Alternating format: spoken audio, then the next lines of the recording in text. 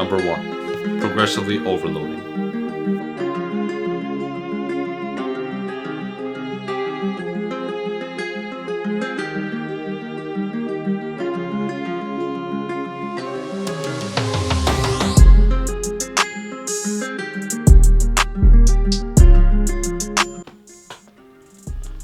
So you walked into the gym for the first time and are wondering, where should I even start? Well, with my many years of fitness experience, I will help you, give you my 5 fitness tips that will help you along your journey.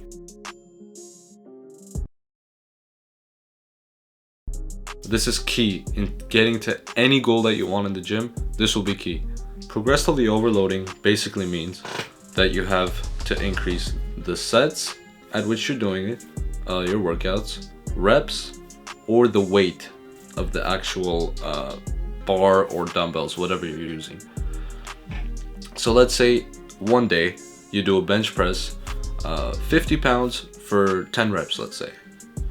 The next day, or the next time you work out, let's say, you go in there and you do 50 pounds for 11 reps. That would be more volume, which would be more progressive overload. You could also do this by doing 2 sets of 50 by 11. This will also give you the same effect. Also, using the weights, you could do 55 by 10. So you do 55 pounds for 10 reps, that will be progressively overloading.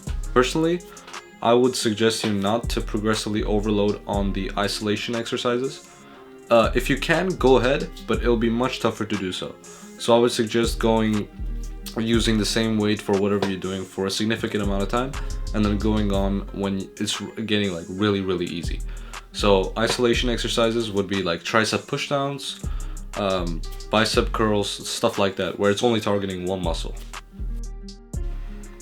Number 2, focusing on the big 4 movements and calisthenics. In the beginning of your journey, it's going to be tough to start out with weights. Personally, I would suggest to start off with calisthenics for at least 2 to 3 months before you even touch a weight. And then when you actually get to touching a weight, you can then do the big 4 movements, which is basically bench press, squat, overhead press, and the deadlift. These are key movements and target most to all of the muscles.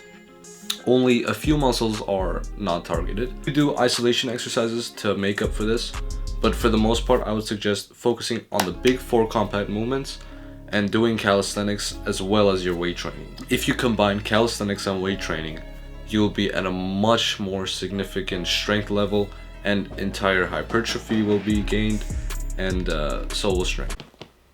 Number 3, technique, technique, technique.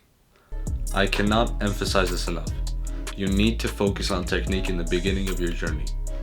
If you do not, you'll start ego lifting, you'll start doing all types of wrong things in your movement that'll cause injury, or that may cause lower weight that you could have been using.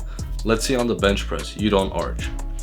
There's automatically less weight you could push like that. Same with leg drive. If you don't use leg drive on the bench press, you'll get lower weight than you would if you did use the leg drive. So there are benefits to this. If you do focus on technique, number 1, your strength will go up on those certain movements because you'll know how to perform them at a better standard.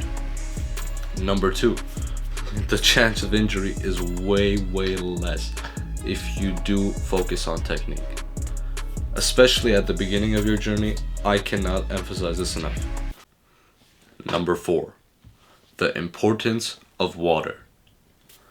Many people don't even know that you need water to gain muscle. More than 50% is made out of water. There's 3 things that you need to gain muscle, right?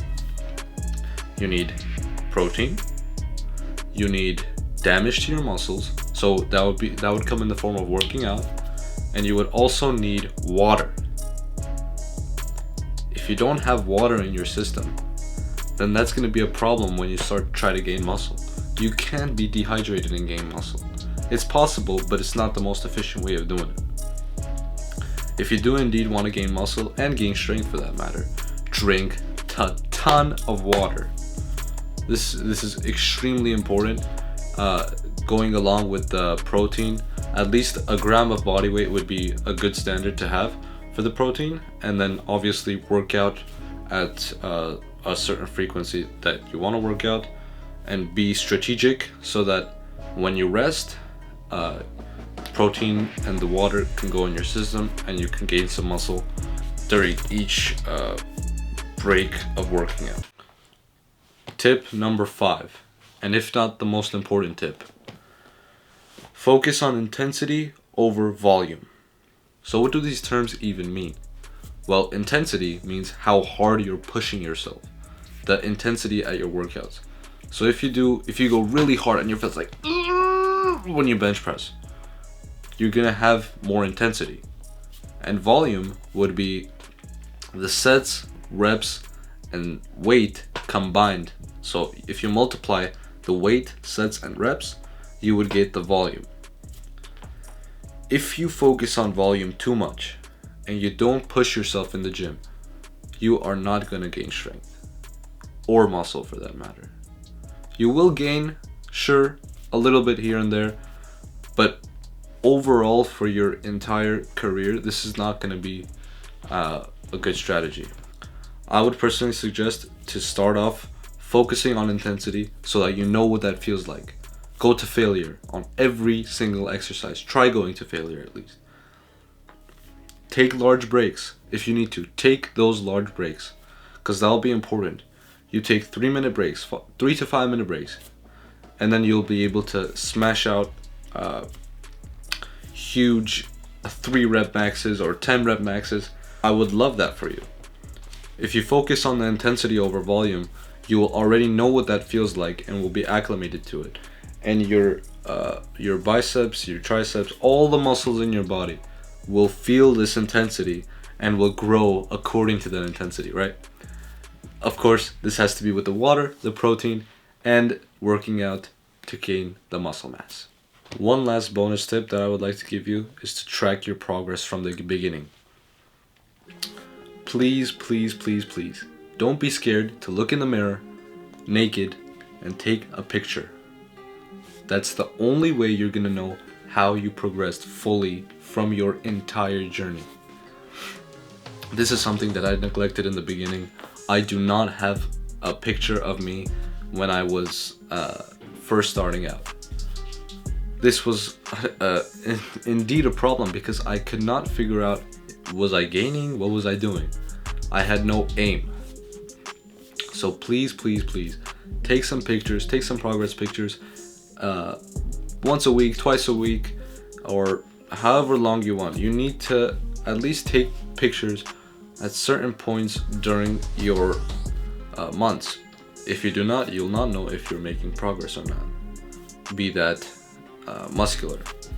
Strength, you will know because of the bench, squat, deadlift. You'll know where you're at with the strength. But muscle, it's harder to tell. You have to constantly take pictures of yourself and see if you're actually growing or not. Thank you for watching.